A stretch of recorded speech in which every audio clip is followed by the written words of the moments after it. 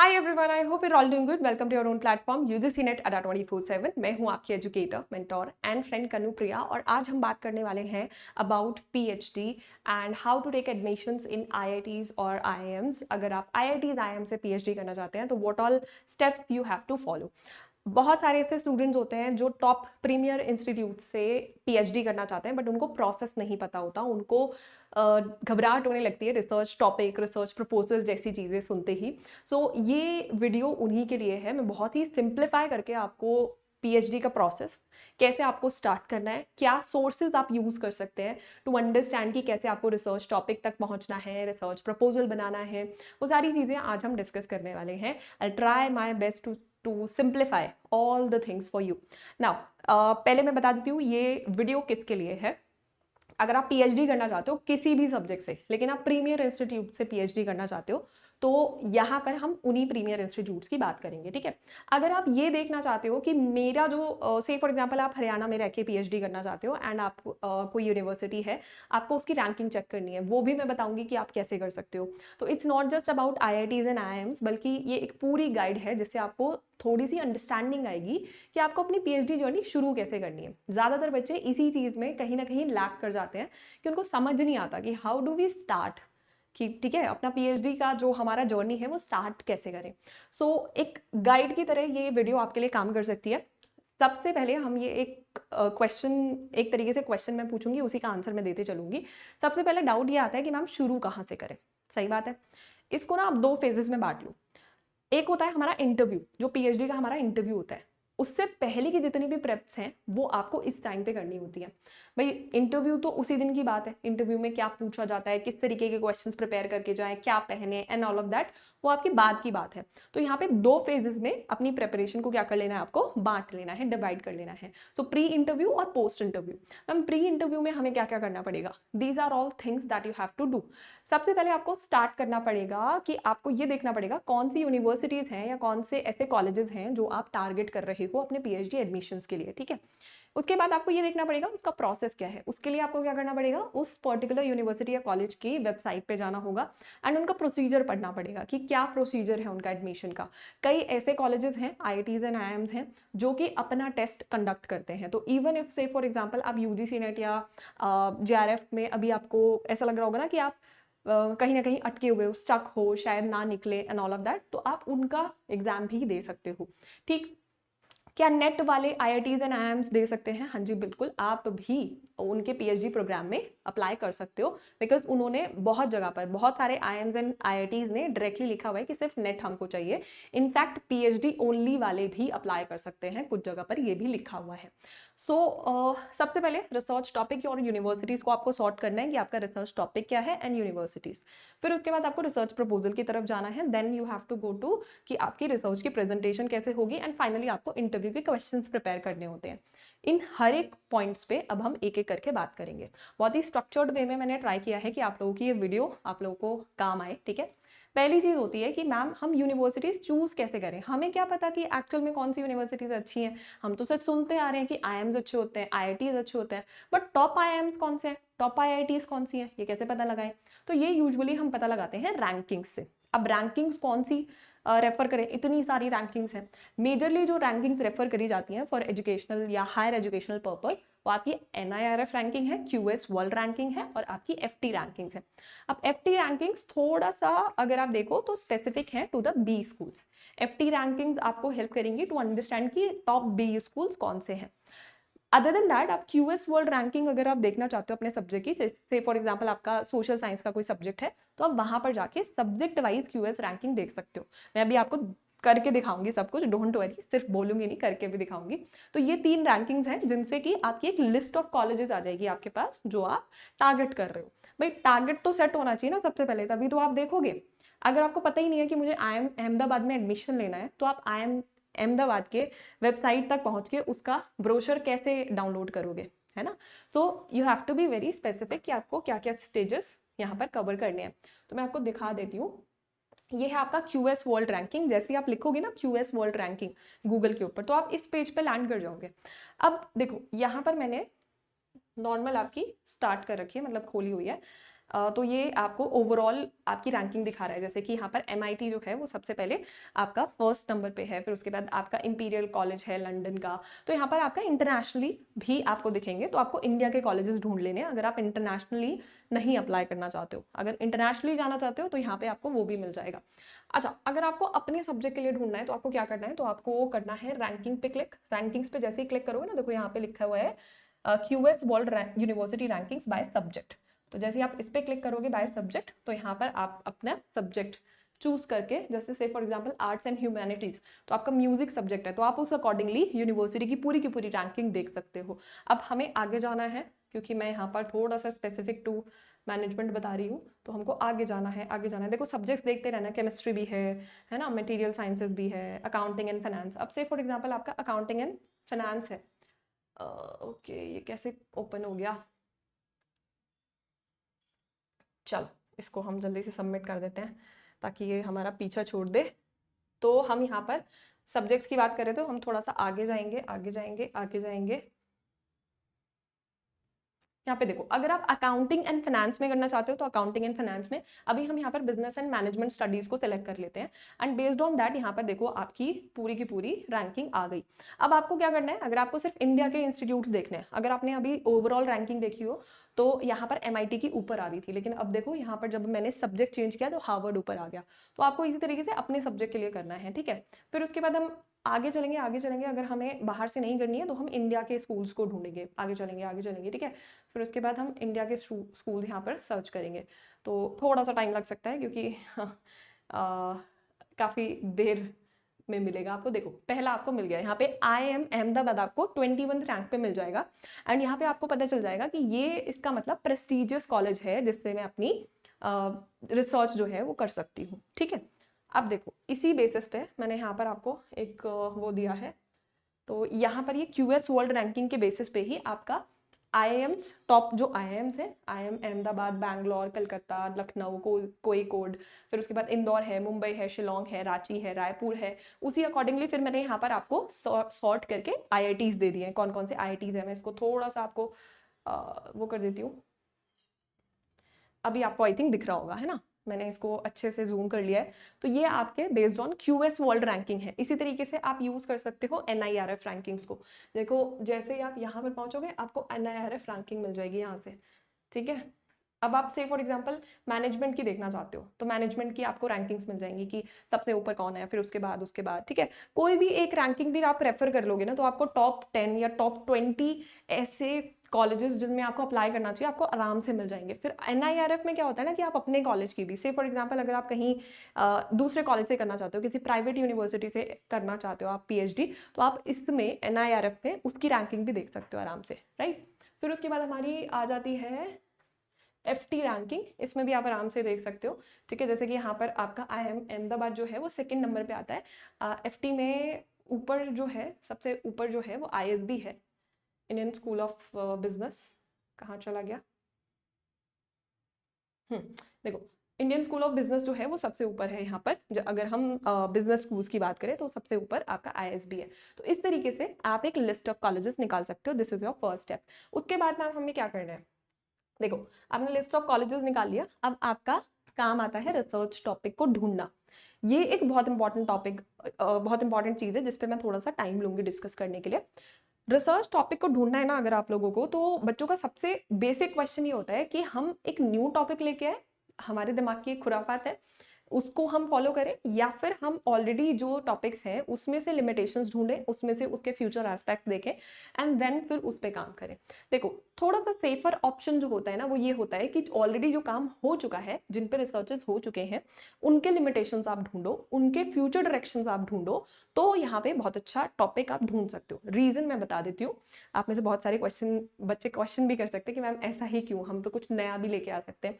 बिल्कुल, आप अगर बिल्कुल श्योर हो कि आप उन क्वेश्चन से डील कर सकते हो जो कि रिसर्चर वहां पे जो बैठे हैं वो पूछेंगे, फैकल्टीज वहां पे पूछेंगे। बिकॉज देखो होता क्या है, जब आप अपना टॉपिक प्रेजेंट करते हो ना तो उनसे रिलेटेड क्वेश्चंस पूछे जाते हैं, वो आप तभी आंसर कर पाओगे जब थोड़ा बहुत आप वेल रेड हो उस टॉपिक के बारे में।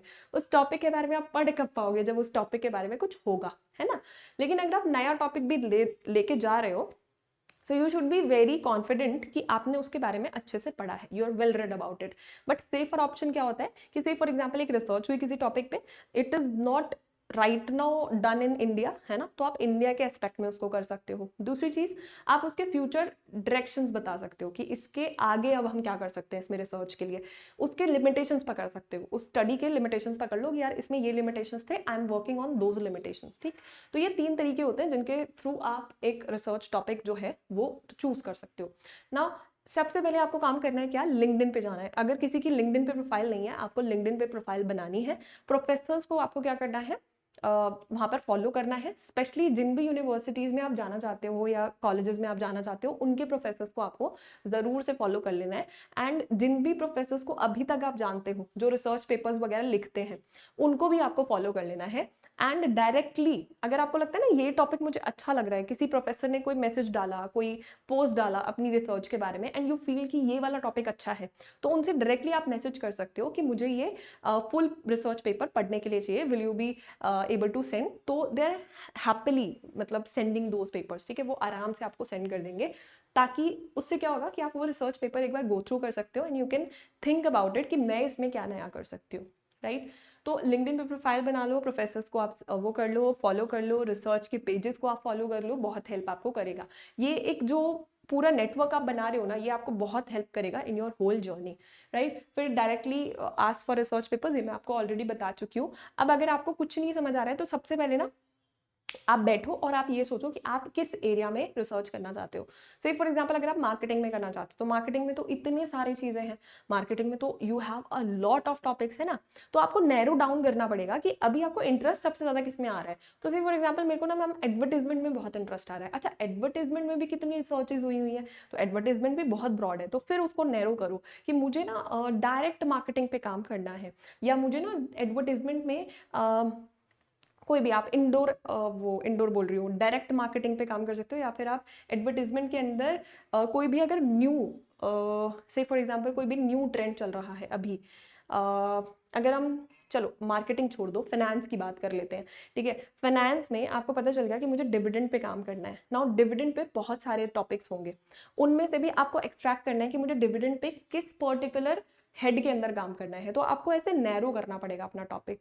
सबसे पहले आप ये देखो कौन से सब्जेक्ट पे काम करना है, उसके बाद आप ये देखो कि किस सब टॉपिक पे इसमें काम करना है, उस सब टॉपिक में ये देखो रिसर्चेस क्या क्या हुई हैं अभी तक, और उसमें आप क्या बेटर कर सकते हो वो आपको ढूंढना है। तो नैरो डाउन करके आपको क्या करना है, प्रोफेसर्स को थोड़ा सा वो करना है। और आप ना एक बहुत ही बढ़िया चीज़ कर सकते हो कि अपने ना 2-3 रिसर्च टॉपिक ढूंढ लिए, एंड फिर उसके बाद अपने फैकल्टीज से, अपने प्रोफेसर से पूछ सकते हो कि क्या ये एक एप्ट टॉपिक है अपने रिसर्च प्रपोजल के साथ में जाने का।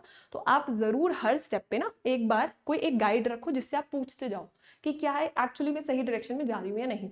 वो 2 से 3 लोग भी हो सकते हैं, not a problem.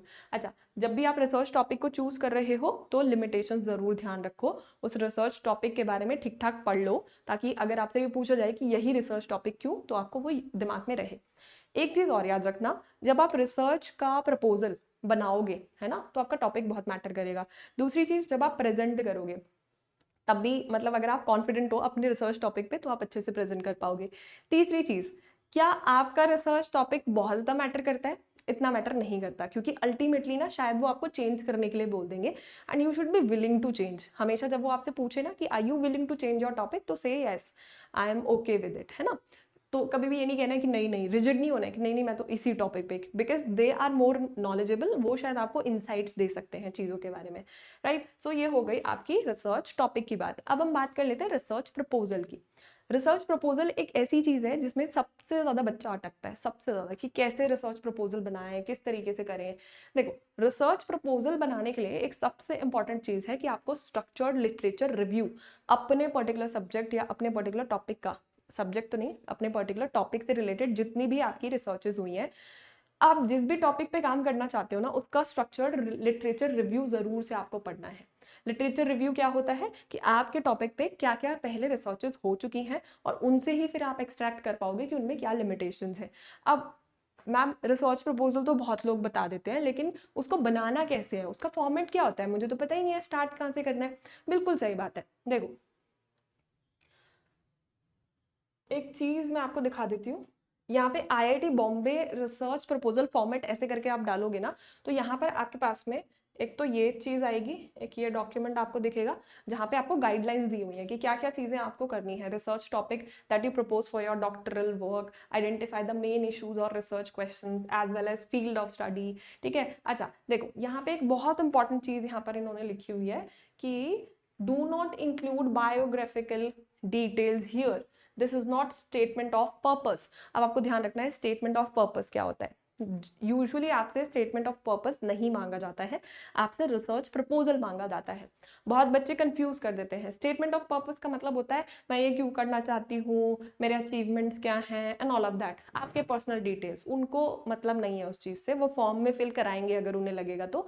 But research proposal में कहीं पे भी आपको ये सब इंक्लूड नहीं करना है।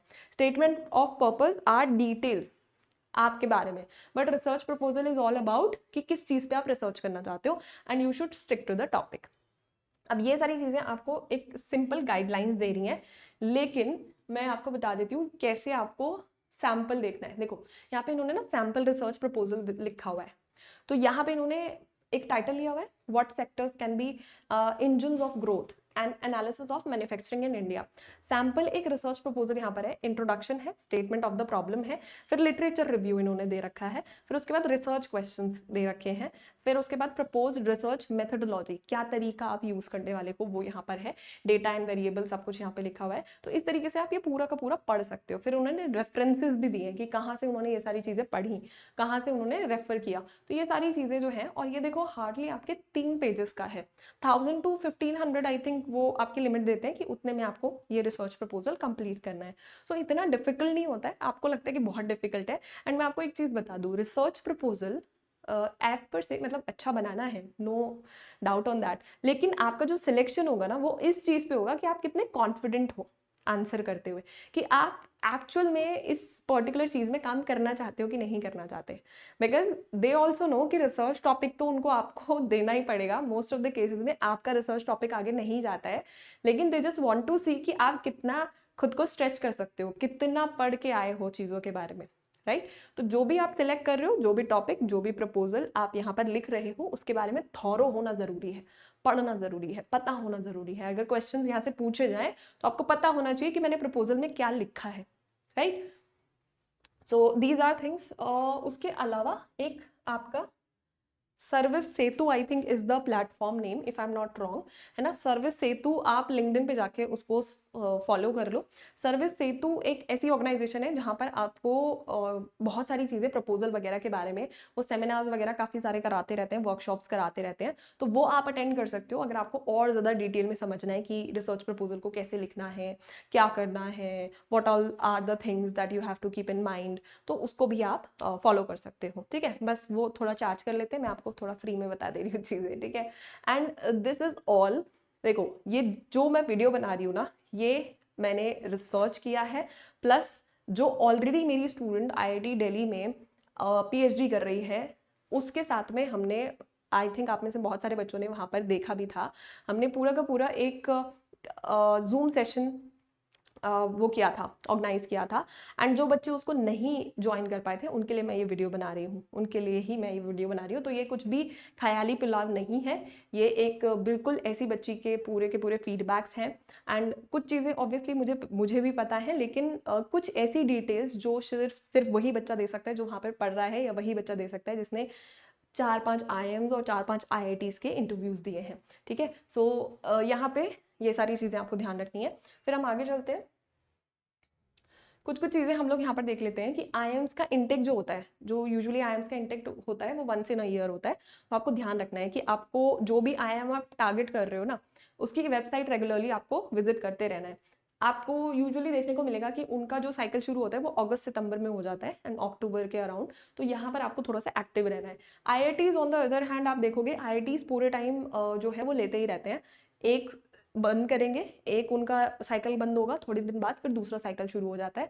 तो ये यूजुअली ट्वाइस अ ईयर लेते हैं। और आईआईटी मद्रास एंड कुछ और भी इंस्टीट्यूशंस ऐसे हैं जो कि जिनका विंडो जो है वो हमेशा खुला रहता है, मतलब आप हमेशा जाके वहाँ पर अप्लाई कर सकते हो। ऑब्वियसली मतलब हमेशा का मतलब है कि कुछ ही टाइम के लिए शायद आपको वो क्लोज दिखेगा, मोस्ट ऑफ द टाइम वो खुला ही रहता है, तो आप कभी भी जाके उसमें अप्लाई कर सकते हो।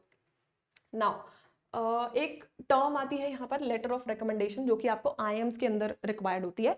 लेटर ऑफ रिकमेंडेशन क्या होता है, जो कि आप अपने फैकल्टीज से या फिर अपने जो भी आपके मेंटोर्स थे उनसे आप क्या कर सकते हो, लिखवा सकते हो अपने बारे में। तो इट्स लाइक अ लेटर।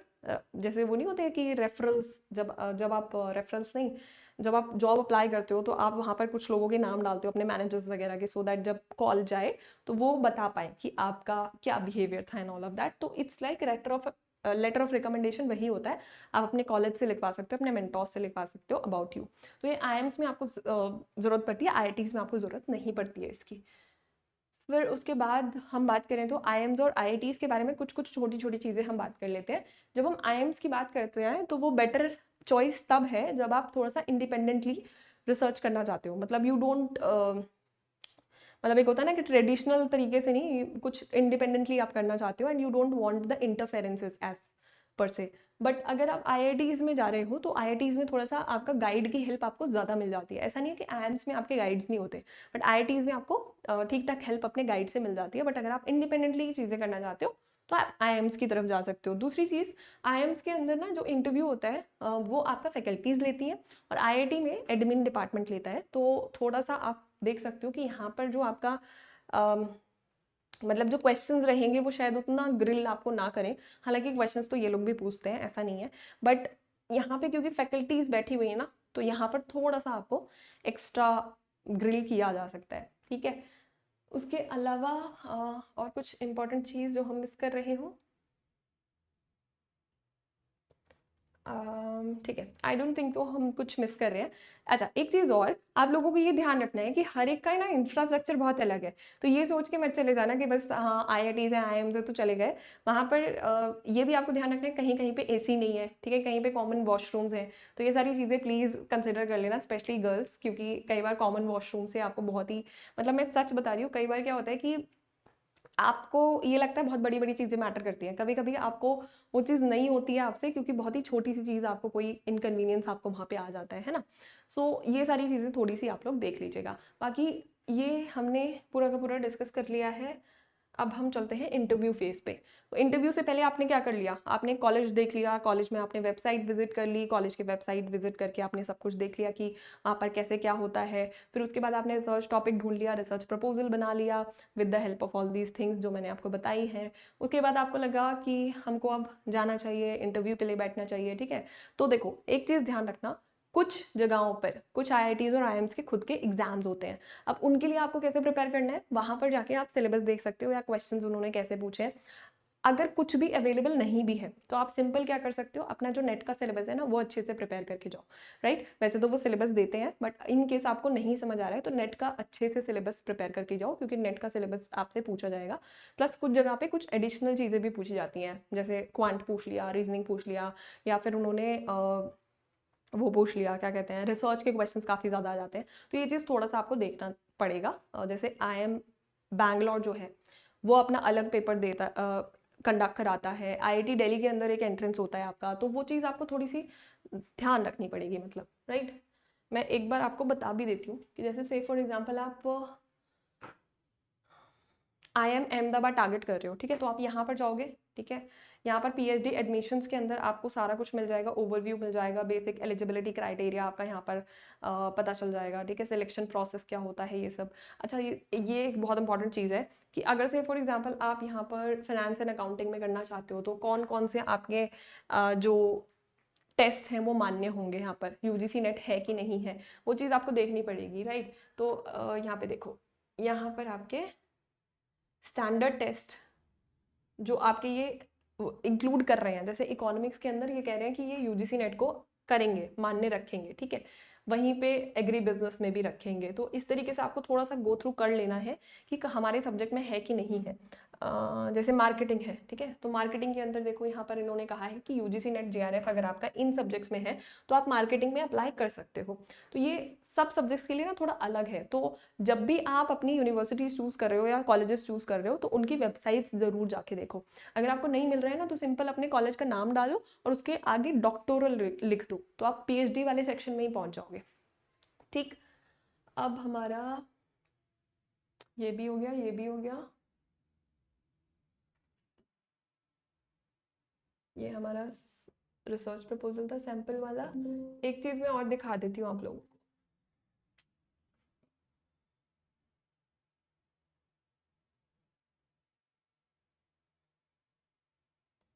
देखो, आईआईटी बॉम्बे का ये पूरा का पूरा आपका इंफॉर्मेशन ब्रोशर है, इसी तरीके से आपको हर एक इंस्टीट्यूट का मिल जाता है, तो आप यहाँ पर जाके आराम से देख सकते हो। अच्छा, इसमें ना एक असिस्टेंटशिप बोलते हैं ये लोग, कि जो आपकी फेलोशिप होती है वो आपको कैसे मिल सकती है। तो हमारे पास ना गवर्नमेंट वाली फेलोशिप होती है, तो वो आपको कब मिलती है, जब आप सर्टिफिकेट अपने दिखा देते हो ना, जैसे नेट का सर्टिफिकेट आ गया, जेआरएफ का सर्टिफिकेट आ गया, तो जब आप वो ऑब्टेन कर देते हो, जब गवर्नमेंट से वो आपको मिल जाता है, तो वो आप वहाँ पर अपने कॉलेज में दे दोगे, तो वहाँ से आपको फिर मिलनी शुरू हो जाती है जो फेलोशिप होती है, ठीक है। अब बाकी आप सब कुछ इसमें देख सकते हो, जैसे से फॉर एग्जांपल यहाँ पर आप अपना सब्जेक्ट ढूंढ लो, कोई भी सब्जेक्ट का, आप जैसे मैनेजमेंट का हम देख लेते हैं, तो यहाँ पे आपको सारी के सारे ये एलिजिबिलिटी क्राइटेरिया दिख जाएंगे कि मास्टर्स में आपको कितना चाहिए एंड ऑल ऑफ दैट। अच्छा, एक चीज़, हाँ, मास्टर्स में ना मेजर आईआईटीज आईएम्स में आपका मास्टर्स जो है वो 60% के साथ में होना चाहिए। ये एक बहुत इंपॉर्टेंट एलिजिबिलिटी है जो आपको ध्यान रखनी है, ठीक है। बाकी बाकी आप ये खुद से पढ़ सकते हो, इसमें इतना कुछ वो नहीं है। ये देखो, आई एम बैंगलोर का आपको जो ब्रोशर मिलता है ना, उसमें आपको डिटेल्स डालनी होती है अपनी, उसके बाद आप डाउनलोड कर पाते हो। तो मैंने ये पहले ही डाउनलोड करके यहाँ पर रखा हुआ है, ठीक है। यहाँ पे आपको सब्जेक्ट्स दे दिए जाते हैं कि एरिया ऑफ स्पेशलाइजेशन आपके क्या हो सकते हैं, आप किन में अप्लाई कर सकते हो। अगेन फिर ये आपका बताते हैं कि आपका यूजीसी नेट किस किस में अप्लाई कर सकते हो, मतलब अगर आपके पास यूजीसी नेट है तो आप किस में अप्लाई कर सकते हो। अच्छा, से फॉर एग्जांपल आपका ना एंटरप्रेन्योरशिप में मन है करने का, लेकिन यूजीसी नेट आपके पास नहीं है, तो आप इनके एग्जाम में बैठ सकते हो फिर, that you can do, right. बाकी ये सब कुछ आपका है। अच्छा देखो, मान लो आपको आज की वीडियो आपने नहीं देखी थी और आपको नहीं पता था, लेकिन देखो यहाँ पर रैंकिंग्स इन्होंने खुद दे रखी है। अगर आप ऐसे ब्रोशर्स देखोगे, इन्होंने खुद रैंकिंग्स दे रखी है कि ग्लोबली हमारी रैंकिंग 46 है, इंडिया में हमारी 2 है ना। तो ये सारा कुछ ये खुद ही बता देते हैं, तो आपको इससे भी थोड़ा पता चल जाता है कि आपको रैंकिंग्स कैसे चेक करनी है, कहाँ चेक करनी है and all of that. I hope कि आपको ये सब क्लियर होगा। अब हम लास्ट अपने टॉपिक पे आ गए हैं कि हमारे इंटरव्यू में क्या क्वेश्चंस पूछे जाते हैं। तो देखो, सेट ऑफ क्वेश्चंस पूछे जाते हैं, आपके पर्सनल डिटेल्स भी पूछे जाएंगे, मतलब पर्सनल क्वेश्चंस कुछ आपसे पूछे जाते हैं, जैसे कि अगर किसी का गैप है तो गैप क्यों है, अगर कोई कॉर्पोरेट से आना चाहता है पीएचडी के अंदर या एजुकेशन के अंदर, तो वो क्यों आना चाहता है, ठीक है। तो इनके बहुत सॉलिड आंसर्स आपके पास में होने चाहिए। तो टेल अबाउट योर सेल्फ, ये पहला क्वेश्चन आ जाता है। इसमें ट्राई की रेलिवेंट चीज़ें आप बोलें, ठीक है। उसके बाद आपके अकॉर्डिंग टू योर रेज्यूमे आप ये देख लेना कि आपका गैप है या फिर आप किसी दूसरी जगह से शिफ्ट कर रहे हो। तो ये सारी चीज़ें, ये सारे क्वेश्चंस आपको यहाँ पर प्रिपेयर करके रखने हैं। फिर दूसरी चीज़ आती है कि आपके सब्जेक्ट के बारे में, जो भी आप रिसर्च टॉपिक जिस भी सब्जेक्ट का है ना, उस सब्जेक्ट को बहुत अच्छे से आपको पढ़ के जाना है, और थोड़ा थोड़ा बेसिक आपको सारे सब्जेक्ट्स का एक आइडिया होना चाहिए। तीसरा जो सबसे इंपॉर्टेंट चीज़ होती है, आपके प्रपोजल को आपने गो थ्रू बहुत अच्छे से करना होना चाहिए, क्योंकि प्रपोजल से आपके काफ़ी क्वेश्चंस पूछे जाते हैं। तो यही 3 एरियाज हैं जिनको आपको स्ट्रॉन्ग करना होता है। एक क्वेश्चन और कि आपसे पूछा जाता है कि क्या आप अपने रिसर्च प्रपोजल को विलिंग हो चेंज करने के लिए, तो आपको बताना है कि हाँ, आई एम विलिंग, है ना, नहीं नहीं बोलना है उस चीज़ पे। दूसरी चीज़ आपसे ना ये भी पूछा जाता है कि लीडिंग जर्नल्स कौन से हैं। अगर आप रिसर्च पेपर लिखते हो तो आपको लगता है कि ये पब्लिश हो सकता है, कौन से जर्नल में पब्लिश हो पाएगा, तो आपको जर्नल्स का भी थोड़ा आइडिया होना चाहिए। आप जिस भी टॉपिक पे काम कर रहे हो उसके लिमिटेशंस, उसके फ्यूचर डायरेक्शंस, ये सब पढ़ के जाने हैं, अच्छे से पढ़ के जाने हैं, ठीक है। सो या दीज वर द थिंग्स। अगर आपको लगता है कि कोई भी डाउट है आपको, तो यू कैन आस्क, ठीक है। बाकी अगर आप लोग यूजीसी नेट की प्रिपरेशन कर रहे हैं तो हम लोगों को फॉलो कर लीजिए, आप लोगों को काफ़ी हेल्प मिल जाएगी उसके साथ में। बाकी पीएचडी के रिलेटेड भी आई ट्राई माई बेस्ट कि मैं अब थोड़ी और वीडियोस बना पाऊँ। आई होप कि ये वीडियो आपके लिए हेल्पफुल रही होगी। बाकी अगर कोई भी डाउट होता है, you can all comment and I try my best कि मैं उन कॉमेंट्स को रिप्लाई बैक कर पाऊँ। Thank you so much everyone, bye, take care, keep learning, keep growing.